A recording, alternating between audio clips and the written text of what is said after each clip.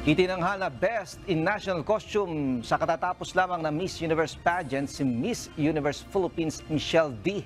Kagabi inianaunsyo ng Miss Universe organizers na nasungkit ni Michelle D ang isa pang special award tapos na makakuha ng pinakamataas na boto mula sa Choicely app.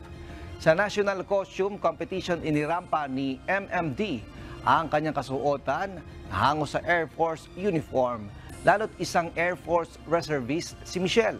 Binigyang pagkilala rin sa costume nito ang kultura ng paghahabi ng mga Pilipino.